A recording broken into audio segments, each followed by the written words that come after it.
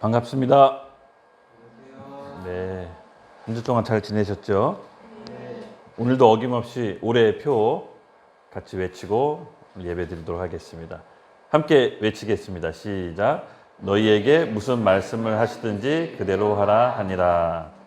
아멘. 잊어버리지 않으셨죠? 네, 오늘의 우리 슬로건 올해 4가지죠. 같이 읽도록 하겠습니다. 시작. 말씀이 임하는 해, 말씀에 순종하는 해, 말씀으로 인도받는 해, 말씀이 성취되는 해. 올해 우리 4가지 축복을 다 받는 YDP 미니스트리 식구 여러분 되기를 예수님의 이름으로 축복합니다. 우리 같이 본문 말씀 올해 같이 읽고 킹덤 오브 헤븐 천국 17번째 시간을 갖도록 하겠습니다. 주제는 천국의 계산법입니다. 제가 한 구절 읽고 여러분들이 번갈아 읽도록 하겠습니다. 그때 제자들이 예수께 나와 이르되 천국에서는 누가 크니이까? 예수께서 한 어린아이를 불러 그들 가운데 세우시고 이르시되 진실로 너희에게 이르노니 너희가 돌이켜 어린아이들과 같이 되지 아니하면 결단코 천국에 들어가지 못하리라. 그러므로 누구든지 이 어린아이와 같이 자기를 낮추는 사람이 천국에서 큰 자니라. 또 누구든지 내 이름으로 이런 어린아이 하나를 영접하면 곧 나를 영접함이니. 누구든지 나를 믿는 이 작은 자 중 하나를 실족하게 하면 차라리 연장하리니 그 고개에서 깊은 바다에 빠져 있는 것이 나으니라. 실족하게 하는 일이 있으므로 말미암아 세상에 화가 있도다. 실족하게 하는 일이 없을 수는 없으나 실족하게 하는 그 사람에게는 화가 있도다. 만일 예수나 내 발이 너를 범죄하게 하거든 찍어내버리라. 장애인이나 다리 저는 자로 영생에 들어가는 것이 두 손과 두 발을 가지고 영원한 불에 던져지는 것보다 나으니라. 만일 내 눈이 너를 범죄하게 하거든 빼어내 버리라. 한 눈으로 영생에 들어가는 것이 두 눈을 가지고 지옥불에 던져지는 것보다 나으니라. 너희 작은 자 중에 하나도 없이 여기지 말라. 너희에게 말하노니 그들의 천사들이 하늘에서 하늘에 계신 내 아버지와 여기를 항상 섬기느니라. 너희 생각에는 어떠하냐? 만일 어떤 사람이 양 100마리가 있는데 그 중에 하나를 길을 잃었으면 그 99마리를 산에 두고 가서 길 잃은 양 하나를 찾지 않겠느냐? 진실로 너희에게 이르노니 만일 찾으면 길을 잃지 아니하면 99마리보다 이것을 더 더하리라. 같이 읽겠습니다. 시작. 이와 같이 이 작은 자 중 하나라도 잃은 것은 하늘에 계신 너희 아버지의 뜻이 아니니라. 기도하겠습니다. 하나님 감사합니다. 오늘 이곳에 성령님을 초청하고 환영합니다. 성령의 임재가 가득한 예배가 되게 해 주시고 우리 마음의 밭을 열어서 주님께서 주시는 그 말씀을 떡으로 온전히 받아먹고 영생에 이를 수 있도록 우리를 이끌어 주시옵소서. 천국으로 가는 이 모든 여정 가운데 성령 하나님께서 우리와 함께 하심을 믿습니다. 성령님께서 우리를 선생으로 지도하시고 인도하시고 늘 빛으로 안전하게 보호하시는 그 성령의 하나님의 성품을 오늘 예배 가운데 우리가 깨닫게 하여 주시옵소서. 감사하며 예수님의 이름으로 기도드렸습니다. 아멘. 잠깐 우리 좌우 옆에 있는 사람 좀 멀리 떨어져 있으면 좀 보면서 이렇게 선포해 볼게요. 회개하라, 천국이 가까이 왔다. 믿으십니까? 아멘. 네, 여자가 낳은 자 중에 가장 큰 자가 여러분 아시다시피 침례 요한이라 그랬죠. 근데 천국에서는 아무리 작은 자라도 침례 요한보다 크다고 합니다. 오늘 주제가 천국의 계산법인데요. 하나님이 사람을 보는 계산법이 우리가 생각하는 거랑 전혀 다릅니다. 오늘 예수님께서는 그걸 우리에게 말씀해 주고 싶으신데요. 천국의 계산법. 과연 어떤 것일까요? 천국에서는 사람을 어떤 기준으로 볼까요? 또 하나님은 우리를 어떤 기준으로 평가할까요? 여러분 이것을 오늘 잘 생각하시면서 본문 말씀을 들으면 좋겠습니다. 회개하라 천국이 가까이 왔다라고 말했던 사람이 누구죠? 침례 요한. 네, 맞습니다. 침례 요한과 함께 동시에 예수님도 말씀하셨죠. 예수님께서 공생의 사역을 시작하실 때 바로 회개하라 천국이 가까이 왔다라는 말을 하십니다.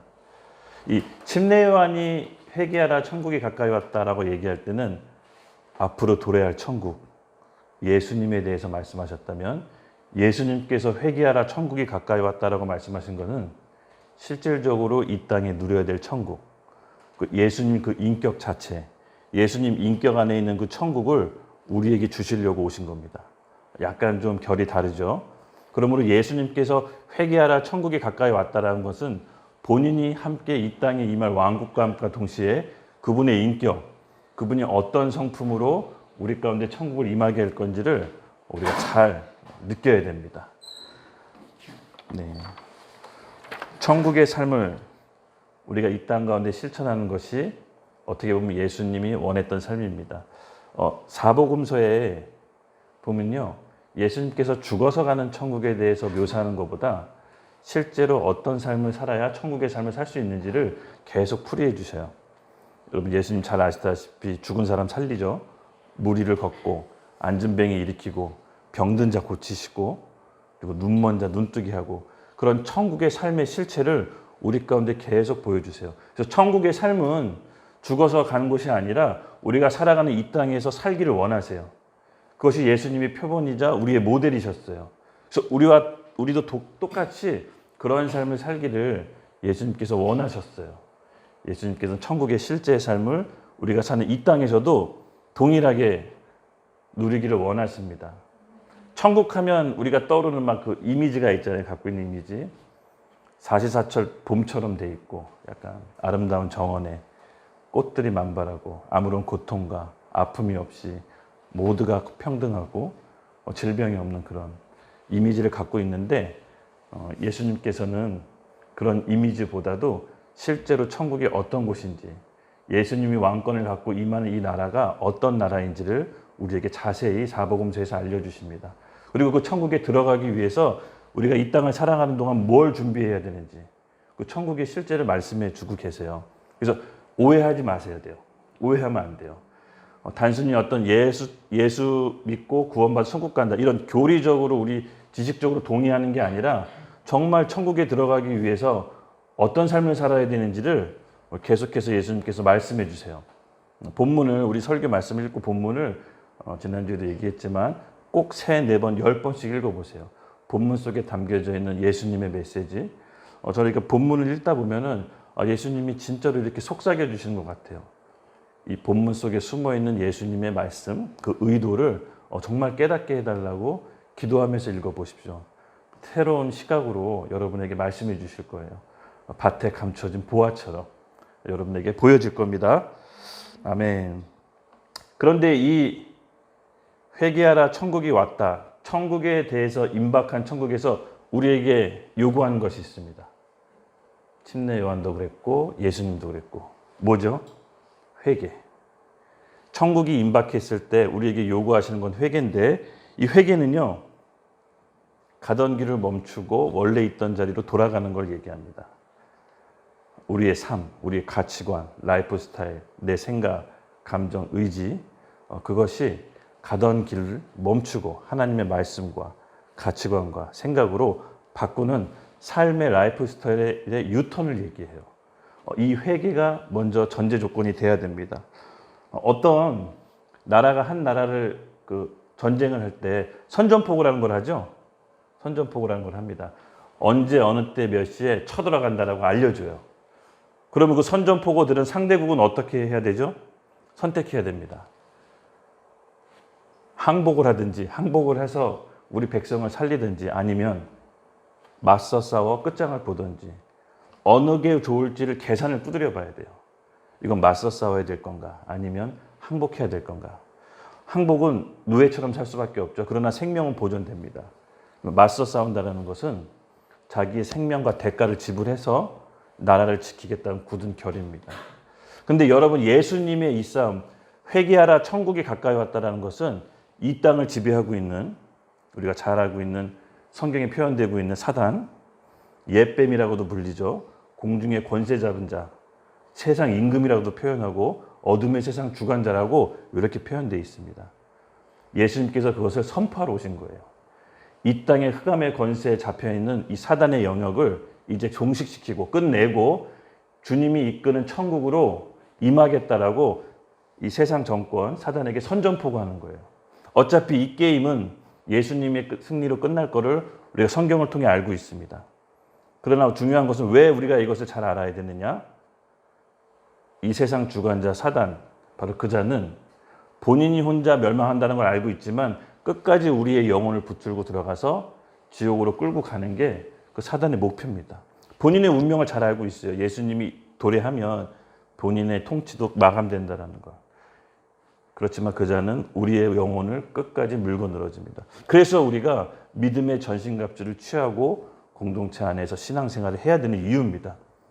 이미 왔지만 아직 끝나지 않은 예수님께서 이 땅을 도래할 때 본인의 왕권을 갖고 사단의 통치를 종식시킬 텐데 그것을 함께 이루고자 하는 것들이 바로 우리 성도, 우리들인 것입니다. 그래서 우리가 정신을 바짝 차리고 예수님께서 말씀하시는 천국 어떻게 들어가야 되는지 첫 번째 천국 시민권자가 이 땅에 오셔서 2000년 전에 말씀하시는 것들을 우리가 주의 깊게 한번 들어봅시다. 예수님께서는 이렇게 말씀하셨습니다. 천국은 여기 있다 저기 있다 할 것이 아니요 우리 마음속에 있다. 예, 우리 마음속에 천국이 먼저 임해야 됩니다. 여러분 아시다시피 교회 생활을 10년, 20년 해도 우리 마음이 여전히 미움, 질투, 다툼, 분노, 혈기 뭐 이런 것들로 가득 차 있습니다. 이런 것들로 가득 차 있으면은 우리의 마음에 천국이 임할 수가 없습니다. 생명의 근원이 마음에 있다라고도 잠언에 나오고 있죠. 또 예수님은 우리를 마음밭, 이 밭이라고 표현합니다. 이 밭이 상태가 어떠냐에 따라서 천국이 임할 수도 있고 늘 지옥 같은 삶을 이 땅에 살아갈 수가 있습니다. 그러므로 우리가 해야 될 것은 여러분 회개입니다. 내가 갖고 있는 생각, 감정, 의지, 세상적 가치관, 여러 경험들을 만약에 성경적 기반인 말씀에 비추어 봤을 때 반대가 된다면 돌이키고 유턴하는 그런 회개가 우리 가운데 있어야 됩니다. 즉 회개는 원래 있던 창조 원형의 자리로 돌아가는 것인데 문제는 뭐냐면은 우리가 어머니 뱃속에서 태어날 때부터 이미 죄인인지라 원래 있던 창조 원형의 모습이 뭔지를 잘 모릅니다. 그냥 문자적으로 성경을 읽고 아담과 하와의 모습, 뭐 이 정도 창세기 1, 2장 죄를 짓기 전의 모습을 이렇게 간접적으로 느낄 수는 있어요. 창세기 1, 2장 보니까는 하나님과 아무 거리낌 없이 이렇게 마구 대화하면서 주님께 자유롭게 오고 가는 이 땅의 대리 통치자로서 뭐 일하거나 죽는 삶이 아니라 하나님과 영원히 함께 행복하면서 누리는 삶, 창조 원형, 죄 짓기 이전 상태의 모습을 창세기 1, 2장을 통해서 간접적으로 볼 수 있는데 우리는 이미 죄 지은 몸으로 태어났기 때문에 창조 원형이 어떻게 되는지를 모릅니다. 그럼 우리가 할 수 있는 건 뭐냐? 아까 얘기했지만 예수님이 요구하시는 거 회개입니다. 회개. 천국이 이 땅에 임할 때 모든 것이 회복될 때인데 우리가 해야 되는 것은 바로 회개입니다. 하나님과 원래 있던 모습으로 되어가는 과정으로 들어가셔야 됩니다. 이것이 바로 우리가 작년에 늘 했던 자기 부인과 자기 십자가를 지는 자세입니다. 이것이 창조 원형으로 돌아가는 과정에 있는데 저는 이것을 회개라고 봐요. 회개라고 봐요. 이 과정 없이는 결코 천국에 들어갈 수가 없습니다. 그런데 중요한 것은요, 우리에게 원래 하나님과 온전히 있던 그 예수님이 샘플로 오셨습니다. 어떤 모습인지 예수님을 통해서 우리는 알 수가 있습니다. 하나님과 함께 있던 원래 창조 원형, 죄가 없던 그 모습, 하나님과 함께 있는 아버지와 아들과의 관계, 예수님을 통해서 우리가 그 모습을 샘플로 볼 수가 있는데 저와 여러분들도 그 예수님을 닮아가는 제자로서 그 길을 같이 걸어가야 됩니다. 예수님께서는 다른 길이 없다라고 했습니다. 다른 길이 없다고 했습니다. 바로 좁은 문, 좁은 길. 그 길은 끝은 생명이라고 했습니다. 예수님을 믿는다는 것은 이미 우리가 좁은 길로 들어선 겁니다. 넓고 편한 길은 찾는 이가 많고 그 길의 끝은 멸망이라고 예수님이 얘기했습니다. 어떤 게 멸망이고 어떤 게 좁은 길의 생명인지 우리는 이미 다 알고 있습니다. 다만 하나님께서 우리에게 주신 자유의지, 이 선택의 길만 남아있는 것입니다. 하나님께서 오늘 우리 가운데 주시는 이 회개하라, 천국이 가까이 있다는 말을 잘 우리가 새겨 듣고 어떻게 이 땅을 살아가는데 준비해야 되는지를 많이 고민해 봅시다. 지난 우리 이 땅의 교회들 팬데믹 그 사태를 겪으면서 외부적인 큰 어려움을 통해서 교회들이 위기를 잘 넘겼습니다. 그래도 참 어려운 시기였는데 하나님께서 그래도 은혜를 많이 주셨던 것 같아요. 그 위기를 잘 넘겼는데 마지막 때 위기는 이 외부적인 위기뿐만 아니라 저는 이 내부적인 위기가 더 강할 것 같아요. 그리고 우리 안에 아직 다듬어지지 않은 이 마음, 우리 안에 있는 여러 가지 사단이 뿌려놓은 가라지들, 미움, 시기, 질투, 때때로 밀려오는 내 안에 있는 견고한 짐들이 우리가 정리가 되지 않으면은 이 내부적인 어려움으로 인해 교회가 서로 힘들어지는 경우가 더 극심해질 것 같아요. 외부적으로 압박이나 여러 가지 어려움이 왔을 때는 우리가 서로 단결하고 서로 의지할 수 있지만 이 내부적으로 사단이 뿌려놓은 가라지들을 정리하지 않으면 교회 안에서도 서로 다툼, 미움이 너무나 심각해질 겁니다. 저는 이 앞으로가 우리 내부적인 이런 어려움이 올 수도 있기 때문에 우리 안에 천국을 이루는 삶을 오늘 교회 시대에 살아가는 우리에게 빨리 그것을 했으면 좋겠어요. 저는 그것이 천국에 갈 수 있는 천국 시민권자로서 준비되어는 과정이라고 봅니다. 천국의 실제는 우리가 이 땅을 살아가는 동안에서 이루어지는 것입니다. 그 표본과 예수님을 보면서 우리가 따라갈 수 있습니다. 예수님은 그렇게 할 수 있기 때문에 우리에게 요구하시는 겁니다. 할 수 없는 것을 요구하시는 것이 아닙니다. 어떨 때 성령의 인도함을 받아 성령님과 함께 그 성령님께서 우리의 주인 되어주시고 선생 되어주신 성령님을 우리가 따라간다면 예수님과 같은 닮은 모습으로 천국 시민권자로 결국은 변모되어 갈 것입니다. 믿습니까? 아멘. 오늘 같이 본문 말씀 읽겠습니다. 첫 번째 1절인데요. 같이 1절만 같이 한번 읽어볼까요?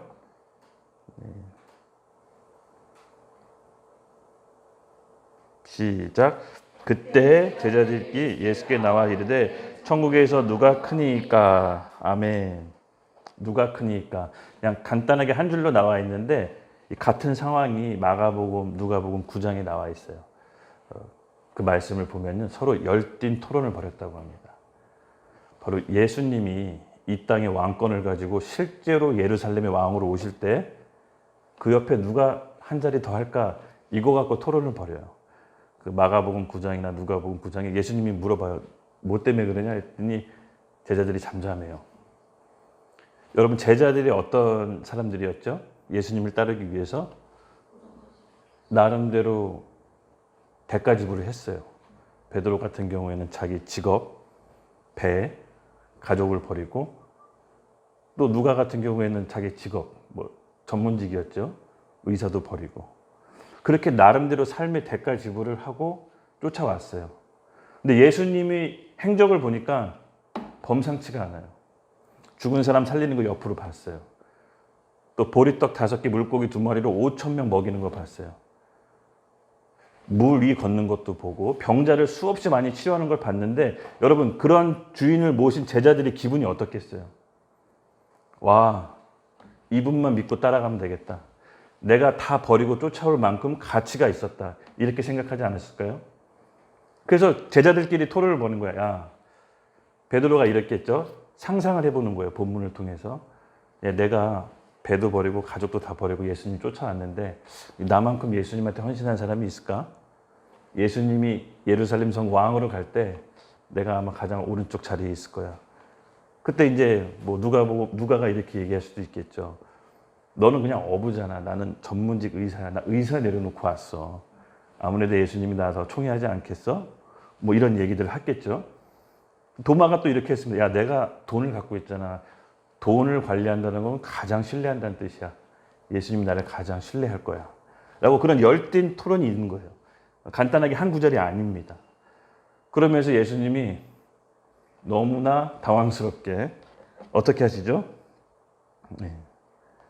2절 같이 읽겠습니다. 시작. 예수께서 한 어린아이를 불러 그를 가운데에 세우시고 제자들하고 전혀 다른 방향으로 가고 있습니다. 천국의 계산법을 알려주시려고 하는 거예요. 우리가 사람을 보는 눈이랑 예수님께서 사람을 보는 눈이랑은 전혀 다릅니다. 어린아이 가운데 딱 데려다 놓고 그때 당시 2000년 전 여러분 중동 근동 지방에서는 여자와 어린아이는 재산의 목록이었지 사람 하나 인격으로 대하지 않았습니다. 그런 어린아이, 누가 보더라도 보잘것없는 지극히 연약한 어린아이를 가운데에다가 딱 데려다 두고 예수님께서 말씀하시는 거예요. 이르시되 진실로 너에게 이르노니 너희가 돌이켜 어린아이와 같지 아니하면 결단코 천국에 들어가지 못하리라. 이 말씀을 딱 하시는 게 당황스러운 거예요. 아니 누가 더 헌신했냐, 누가 더 많은 걸 버리고 왔냐. 어쩌면 자기가 버린 만큼 예수님께 더 큰 한 자리를 바랬는지도 모르는데 예수님께서는 전혀 다른 가치를 얘기하는 거예요. 이 어린아이, 너희들이 봤을 때 가장 연약하고 볼품없는 이 어린아이 같이 중요한 건 돌이키라고 하십니다. 돌이키지 않으면 이 어린아이 같이 천국에 결단코 들어가지 못한다라고 말씀하십니다. 이 유명한 어린아이 교훈인데 천국에서 사람들을 판단하는 기준은 이 세상 가치관과 전혀 다릅니다. 이 어린아이가 뜻을 뭐라고 상징하면요. 어린아이는 연약하고 순수하고 거짓 없이 받아들이는 그 마음반. 그 마음반. 어린아이와 같이 돌이키라고 합니다. 이 돌이키라는 말을 헬라어로 보면 스트라페테. 우리 스스로 능동적으로 돌이키는 겁니다. 회개라는 말이 비슷합니다. 즉 우리가 어떤 말을 듣고 누군가가 시켜서 돌이키는 게 아니라 순간적이고 결정적으로 방향을 전환하는 겁니다. 고속도로 달리다 보면은 앞에 표지판에 200m 뭐 절벽, 300m 절벽 이런 표지판이 있는 거 혹시 보신 적 있나요? 저는 본 적은 없습니다. 영화에서 봤어요. 그때 그 표지판을 보고 순간적으로 결정적으로 돌이키는 걸 얘기해요. 이대로 가면 내가 죽는다. 이대로 가면 내 인생이 끝난다라는 걸 알고 갑자기 돌이키는 걸 바로 여기서 말하는 돌이켜. 스트라페테라는 헬라의 원어가 있습니다.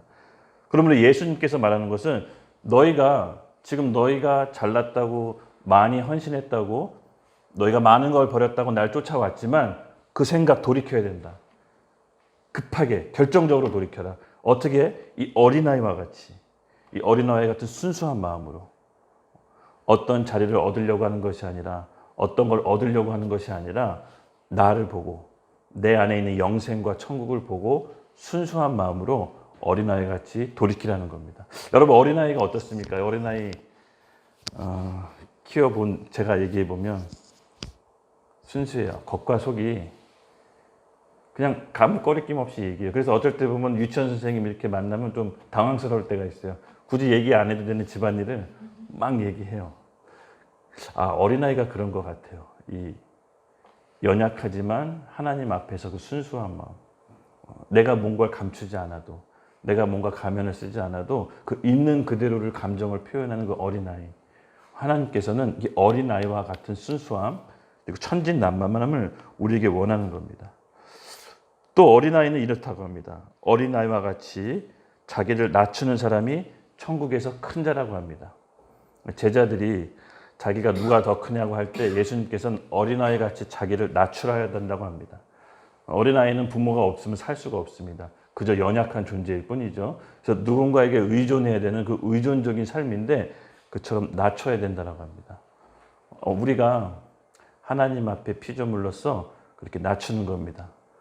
예배란 하나님을 알고 그분 앞에 엎드려 경배하는 겁니다. 그것은 경외함이 있는데요. 이렇게 경외함을 할 때 하나님께서 우리의 주인 되시고 피조물과의 관계 회복이 되는 겁니다. 즉 예배를 통해서 우리는 하나님과 우리 인간 사이의 관계 질서가 잘 정립이 됩니다. 모든 것은 이 관계 질서의 정립 속에서 우리의 삶을 안정적으로 꾸려나갈 수가 있는 겁니다. 바로 이 어린아이는 부모와 자식 간의 위치를 잘 압니다. 그래서 부모를 전적으로 의지하고 부모의 말을 따릅니다. 그 어린아이 같이 자세를 낮추고 어린아이 같은 순수함이 있어야 천국에서 큰 자고 천국에 들어갈 수 있다라고 예수님께서 제자들하고 얘기한 전혀 다른 반대 방향으로 얘기하십니다. 제자들이 당황했겠죠. 오늘 우리에게도 예수님이 그렇게 얘기해 주시는 것 같아요. 우리가 갖추고 있는 여러 가지 삶의 무게들 있죠. 또 내가 이 세상을 살아가는 데 있어서 갖춰야 될 것들, 세상에서 요구하는 것들. 물론 그런 것들이 다 필요 없는 건 아닙니다. 반드시 이 세상을 살아가는 데 필요하지만 그 전에 하나님이 원하시는 건 뭔지도 우리 깊게 고민해 봐야 됩니다. 결국은 이 땅을 살아가는 것은 잠깐이에요. 죽어서 영원한 삶을 살게 돼 있습니다. 우리가 정말 지혜로운 삶이 뭐냐면요. 이 세상에 종말이 있듯이 내 개인적인 삶에 종말이 있다는 겁니다. 지구적인 종말과 함께 어느 날 찾아올 나 개인의 종말도 있다라는 겁니다. 지혜로운 사람은 내 개인의 종말을 인식하고 아는 겁니다. 그 지혜로운 사람이 되어야 내 개인적인 삶, 이 땅에 살아가는 동안에 어떻게 내 삶을 가꾸고 경영해야 될지를 우리가 알 수 있습니다. 그러나 미련한 사람은 마치 영원히 살 것처럼, 내가 아무 일 없을 것처럼 내 인생에, 내 몸과 마음에 열정을 쏟아냅니다. 그 삶이 결국은 우리의 끝, 우리 개인적인 삶의 인생의 종말이 정말 혼인잔치로 신랑과 함께 영원히 살 건지 아니면 어두운 데서 슬피 울며 이를 갈 건지 결정되게 되는데, 그것은 이 땅을 살아가는 동안에 결정이 됩니다. 우리가 예수님께서 이 말씀하시는 천국의 기간을 잘 한번 생각해 보십시오. 천국에서는 누가 합당하고 누가 들어가는지 예수님께서 계속 우리에게 말씀해 주십니다. 제가 되게 재밌는 게 있는데요. 이 어린아이 같이 거짓 없는 마음, 순결한 마음으로 이렇게 대하는 거 보고 정말 어린아이는 거짓말이 없을까 실험해 보고 싶잖아요. 근데 그렇진 않아요. 어린아이도 이제 거짓이 있어요. 근데 참 신기한 게 이제 하나를 볼 때마다 거짓말을 이제 본능적으로 이제 나오더라고요. 애기인데도 불구하고 누가 배운 적이 없지만 마음속 본능 속에 본인이 두려워하거나 기쁘지 않다고 생각하면 거짓말이 이렇게 툭툭 나오는 것 같아요.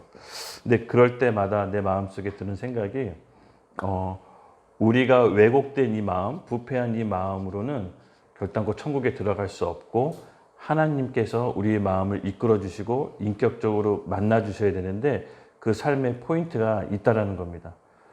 신앙생활 10년, 20년 계속해도 하나님을 인격적으로 만나지 못한 상태가 너무나도 많아요. 그래서 이 인격적으로 만나게 해달라고 우리 서로 진짜 많이 기도했으면 좋겠어요. 내 가족, 주변 친구들. 그래서 제가 하나 이렇게 기도 제목은 뭐냐면요. 우리 아기가 인격적으로 하나님을 되도록이면 좀 빨리 만날 수 있도록 그거 하나 기도하고 있어요. 뭐 다른 거 기대할 거는 별로 없는 것 같아요. 하나님하고 인격적으로 만나는 순간부터 그 삶이 저는 천국의 삶으로 시작한다라고 보거든요. 그래서 여러분 정말로 아직 주변에 하나님을 인격적으로 만나지 못했던 사람이 있다면 기도 많이 해주십시오. 첫 번째는 기도로 시작해야 됩니다. 우리가 남들 보는 데 앞에서 성품이 좋아 보일 수는 있어요. 근데 그 행동으로는 사람의 마음을 알 수가 없습니다. 반드시 열매로 나오게 되어 있습니다. 왜냐하면 우리 마음에 있는 것이 결국 이제 행동으로 나오게 되는데 그 행동은 다른 사람을 얼마든지 감추고 속일 수가 있습니다. 근데 열매는 다른 것 같아요. 성령의 열매는 하나님을 알 때, 하나님을 경외할 때 나오는 것 같아요. 성품하고 좀 다르다는 생각을 많이 했어요. 제가 왜 그런 생각을 했었냐면 전에 이 사찰 절하고 이제 거래할 때가 있었거든요. 그 스님하고 이제 거래할 때 보면 그 스님 성품이 너무 좋아요. 이런 얘기하면 좀 예수님 같아. 항상 겸손하고 항상 친절하고 항상 무례하게 하지 않아요. 그 스님이 저한테 하는 얘기가 진짜 궁금했어요. 아니 물건도 많이 팔아주시고 거래도 하시는데 같은 종교 믿는 사람한테 할 수도 있는데 제가 물어봤어요. 왜 저한테 하세요? 그랬더니 그분이 저 교회 다니는 거 아는데 그래도 교회 다니는 사람이 잘해주지 않겠어요? 이러시더라고요. 아니 그분이 너무 예수님 같은 거야. 스님이지만. 그래서 굉장히 오랫동안 친분 관계를 쌓고 거래를 하면서 제가 이제 도시락 팔아달랄 때도 뭐 행사 있으면 도시락 좀 팔아주세요 그러면은 세계 무슨 뭐 불교 대회 같은 게 여의도에 있었어요. 그래서 온갖 동남아시아 스님들이 다 모였는데 거기에 비빔밥을 한번 간 적이 있어요. 온갖 승복 입은 사람들 다 본 것 같아요. 근데 너무 겸손하고 너무 친절하고 음식도 다 받으러 오고. 근데 그 성품이 얼마든지 학습돼서 나올 수가 있어요. 훈련받아서. 근데 제가 얘기하고 싶은 그 성령의 열매는 이런 성품하고는 좀 다른 것 같아요. 그러니까 하나님을 경외할 때, 하나님으로서 창조물로서 피조물 자리를 알 때 나오는 성령의 열매랑 학습받아서 훈련받아서 우리가 길러지는 성품이랑은 좀 다르다는 걸 좀 알았어요. 그래서 우리가 나오는 그 성품의 열매는 우리 마음에서 나오는 거기 때문에 행동으로 커버할 수가 없습니다. 그래서 여러분 성령의 열매를 얻기 위해서 예배와 하나님을 향한 우리의 자세, 이것이 먼저 회복돼야 됩니다. 그럴 때 성령의 열매가 이 성품하고는 다르게 나온다는 것을 제가 느꼈어요.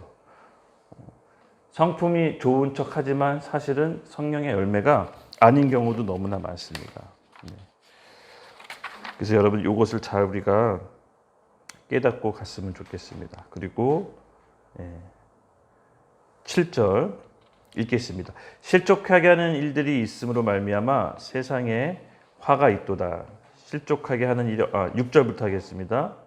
시작. 누구든지 나를 믿는 이 작은 자 중 하나를 실족하게 하면 차라리 연자 맷돌로 그 목을 달려서 깊은 바다에 빠뜨려지는 것이 나으니라. 실족하게 하는 일들이 있음으로 말미암아 세상에 화가 있도다. 실족하는 일이 없을 수 없으나 실족하게 하는 그 사람에게는 화가 있도다. 아멘. 우리가 사람을 인격적으로 대하고 또 우리가 사람을 하나의 하나님의 성품으로 창조주로서 대하는 것이 여러분 생각보다 너무나 어렵습니다. 우리 같은 공동체 안에 있어도 하나님의 성품과 인격으로 대하는 게 정말 우리의 최고의 성품인 것 같아요. 성령의 열매인 것 같아요. 그건 감출 수가 없거든요. 왜냐하면 예수님께서도 사랑하는 사람만 사랑한다면 그것이 무슨 의미가 있겠냐라고 그래요. 믿지 않는 자도 그 정도는 한다고 합니다. 그러니까 예수님께서 우리에게 원하시는 것은 정말 사랑하는 것, 우리 성품이 아니라 우리 내면 깊숙이 하나님을 알 때, 하나님을 사랑을 할 때 부어지는 그 사랑의 마음입니다. 이것이 없으면 다른 사람을 절대 사랑을 할 수가 없습니다. 그래서 누구든지 작은 자, 우리가 생각했을 때 별로 주목받지 않고 그냥 없인 여기고 외모로 판단할 수 있는 그 작은 자를 우리는 사랑하는 걸로 가야 됩니다. 왜냐하면 누구든지 이 공동체 안에서가 누군가에 그것이 실족하게 된다면 여기 나와 있는 말씀처럼 연자 맷돌을 메고 차라리 바다에 들어가라고 하십니다. 그러므로 우리가 우리 안의 마음을 잘 점검합시다. 내 안에 사랑으로 다른 공동체 식구와 함께 사랑할 수 있도록 진짜 사랑할 수 있도록 주님께 먼저 기도하면서 구합시다. 때로는 이 모습이 내 안에 있는 이 모습이 좀 추할 때도 있고 아플 때도 있지만 성령께서 그걸 조명해서 비춰주신다는 것은 우리를 그만큼 믿기 때문입니다. 우리를 신뢰하기 때문에 그것 때문에 아파하는 게 아니라 하나님이 우리를 믿고 신뢰하기 때문에 빛으로 조명해 주시는 겁니다. 그러므로 우리가 함부로 다른 사람을 판단하거나 다른 사람에 대해서 실족하게 하셔서는 안 됩니다. 하나님께서 주시는 그 사랑이 없으면 갈라고 간구하시고 구하셔야 됩니다. 구할 때 하나님께서 부어주실 것입니다. 그 말씀으로 우리가 나아가기를 원합니다. 그리고 8절 읽겠습니다. 만일 내 손이나 내 발이 너를 범죄하게 하거든 찍어버리라. 장애인이나 다리 저는 자로 영생에 들어가는 것이 두 손과 두 발을 가지고 영원한 불에 던져지는 것보다 나으니라. 9절 읽겠습니다. 만일 내 눈이 너를 범죄하게 하거든 빼어내버리라. 한 눈으로 영생에 들어가는 것이 두 눈을 가지고 지옥불에 던져지는 것보다 나으니라. 어떠세요? 이게 우리 다 장애인 될 것 같죠? 나만 아는 신체 구조가 없을 것 같습니다. 근데 예수님께서는 이 말씀을 하신 게 무슨 의미냐면요. 마음에 관한 거예요. 사실은 마음에. 이 손과 발과 눈은 우리 마음의 도구예요. 마음에 어떤 걸 품고 있느냐에 따라서 손, 발, 눈, 지체들이 범죄하게 되어 있습니다. 그러므로 우리 마음에 어떤 것을 품고 있는지를 잘 점검해 보셔야 됩니다. 아까도 서두에도 얘기했지만 결국은 마지막 때의 싸움은 우리 내면 가운데 싸움이에요. 내 내면 가운데 이런 견고한 진들이 계속 품고 해결되어 있지 않으면 우리가 큰 어려움을 겪게 됩니다. 손, 발 찍어버리라. 범죄하면 범죄한 손발 갖고 있으면 지옥에 간다는 얘기예요. 근데 아무도 여기에 대해서 자유로울 수가 없죠. 다 장애인이 될 수밖에 없는데 그런 의미가 아니라 더 깊은 내면의 얘기, 우리 마음 밭에 무엇이 심겨져 있는지를 잘 보라는 겁니다. 여러분 우리가 이 마음 밭을 잘 감찰하시기 바랍니다. 성령께서 보여주시는 것들이 있으면 오늘 이 밤 십자가 앞에 내어드립시다. 아직 내가 미워하는 마음, 시기하는 마음, 질투하는 마음, 이 내 마음 가운데 있는 여러 견고한 진, 사단이 뿌려놓은 가라지들이 있습니다. 이것을 십자가 앞에 들고 나가서 주님 앞에 처리할 때 우리 안에 천국이 임하는 오늘 밤이 될 것입니다. 죄의 심각성, 신체 한 부분을 잃어서라도 그 죄의 심각성을 깨달으라는 예수님의 경고입니다. 너무 쉽게 생각하지만 작은 죄지만, 작은 거짓말이지만, 작은 양심에 거르는 거지만 결국 그것이 자라서 우리 마음밭 전체를 덮게 됩니다. 그래서 행동으로 죄를 짓게 되는 거죠. 단계가 있는 겁니다. 그래서 처음부터 이 마음을 지키는 게 너무 중요합니다. 바울은 이것을 너무나 잘 알고 있어서 괴로워했어요. 본인 안에 속사람과 겉사람이 있다고 하는데 거듭난 속사람은 하나님을 따르고 싶지만 이 겉사람은 육신과 죄를 따라서 너무 괴롭고 공고하다라고 얘기합니다. 맞습니다. 우리 자신을 볼 때 두 가지 측면이 있다는 걸 알고 죄에 대한 유혹이 있다면 그것을 차단해 버려야 돼요. 아예 그런 죄에 대한 유혹된 장소로 가지를 말아야 돼요. 거기서 아무도 자유로울 수 없고 잊을 수가 없어요. 사도 바울도 그것 때문에 괴로워했습니다. 결코 우리가 죄에 대해서 자신감을 갖거나 나는 괜찮겠지라는 생각으로 가시면 안 됩니다. 죄는 아주 작은 핀셋 같은 틈으로 처음에 들어왔다가 조금씩 우리의 땅 따먹기 하듯이 마음을 점령해 버립니다. 그리고 행동으로 그 죄를 지을 때 우리 손과 발을 자르라고 예수님이 경고하십니다. 그것은 죄에 대한 심각성을 얘기한 겁니다. 아픔이 있다는 겁니다. 신체 한 부분을 잃는 아픔을 겪는다는 게 예수님께서 우리에게 주시는 경고입니다. 여러분들 죄에 대해서 관용을 베풀어 주시거나 자비를 베풀어 주시면 안 됩니다. 아예 그런 자리를 차단하십시오. 여러분 자신을 너무 많이 믿어서는 안 됩니다. 제 경험으로는 아예 그런 자리를 차단하는 것이 현명한 겁니다. 그리고 10절 삼가 이 작은 자 중에 하나도 없인 여기지 말라.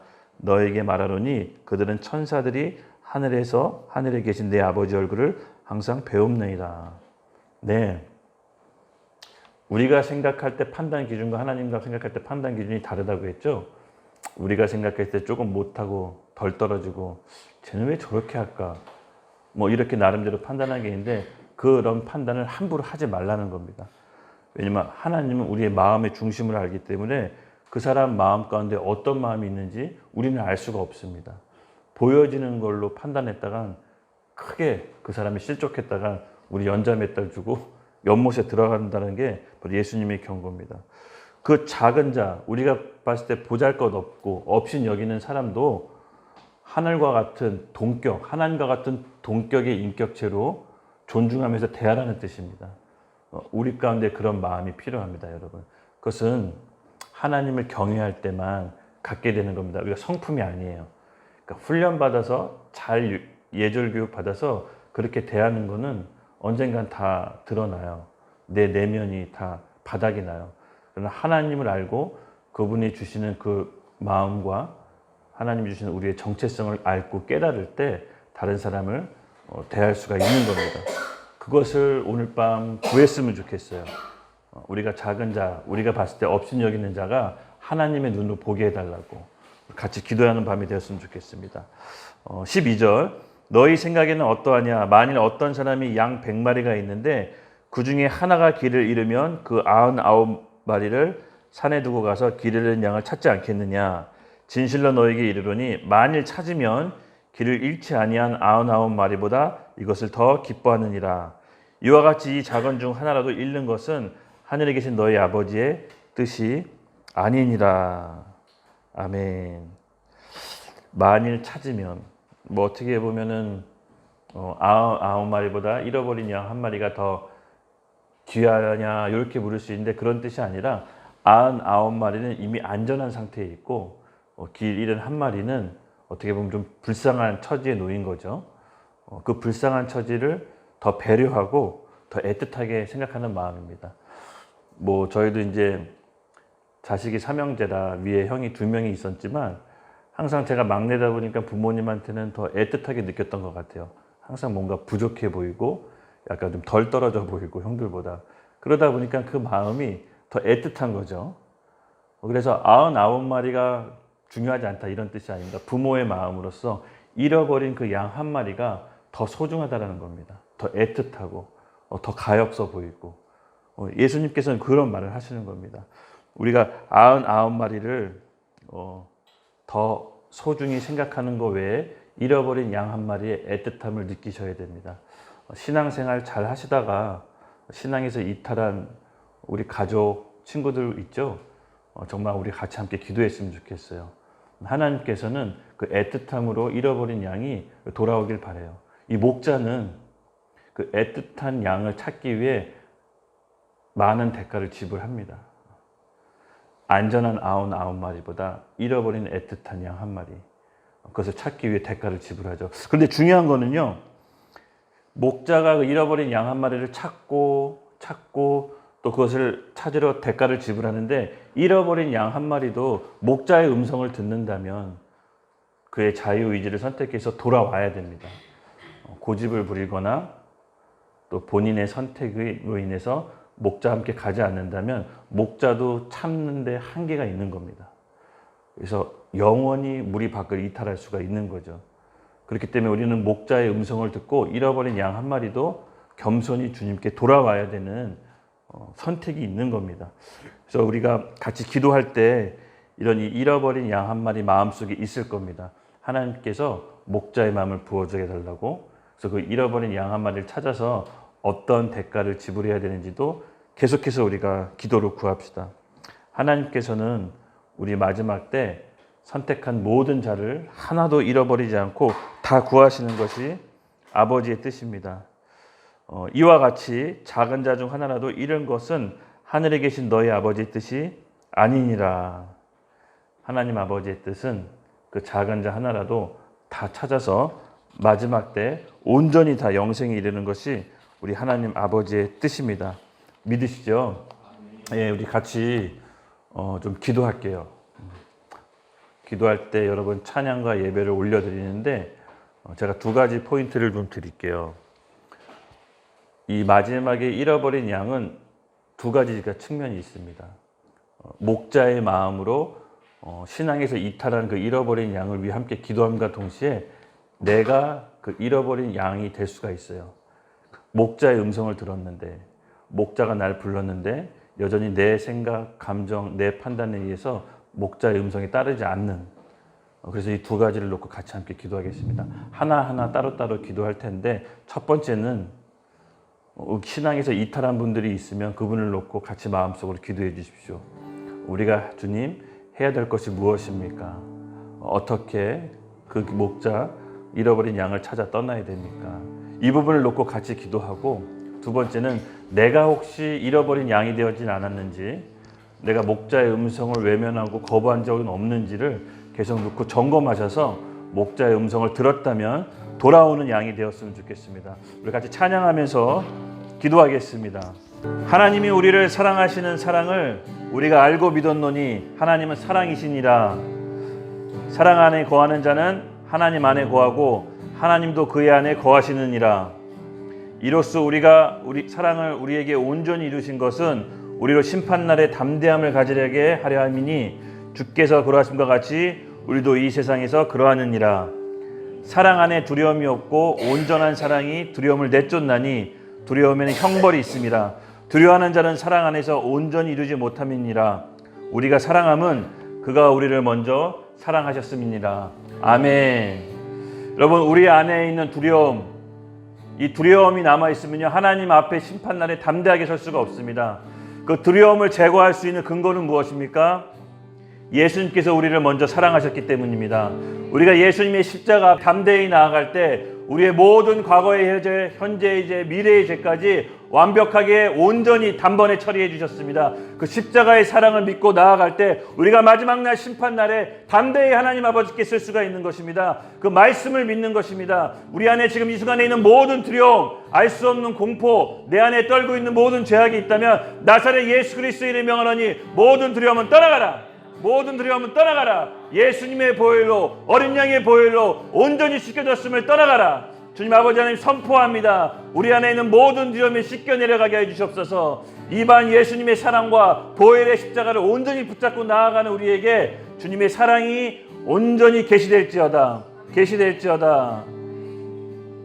주님 감사합니다. 오늘도 이렇게 하나님 앞에 예배드리며 나온 우리 심령들 가운데 주님의 사랑과 천국의 나라와 생명을 우리에게 부어주시옵소서. 우리 주변에 있는 잃어버린 양이 있습니다. 주님 보여주셨다면 그들을 위해 우리가 무엇을 해야 되는지 정말 아버지가 자신을 잃은 심령으로 그 양들을 찾아가게 하여 주시고, 또한 우리가 그 잃어버린 양이 되어서 주님의 음성을 듣지 못하고 반대길로 갔다면 음성을 듣고 돌아오게 하여 주시옵소서. 우리는 주님이 필요합니다. 절대적으로 필요합니다. 우리는 어린아이와 같이 연약함으로, 우리 마음의 정직함과 우리 마음의 순수함으로 오늘 천국에서 큰 자가 되기를 원합니다. 이 세상에서 갖추어진 그 무엇이 아니라 하나님이 원하는 천국의 계산법으로 우리를 만들어 주시옵소서. 그 길을 따라가겠나이다. 감사합니다. 오늘 이 자리에 모이는 우리 모든 청년들에게 하나님의 생명과 천국의 생명이 부어질지어다. 두려움 없이 담대함 앞에 하나님 앞에 쓰게 될지어다. 감사함 오늘 예수님의 이름으로 기도드렸습니다. 아멘.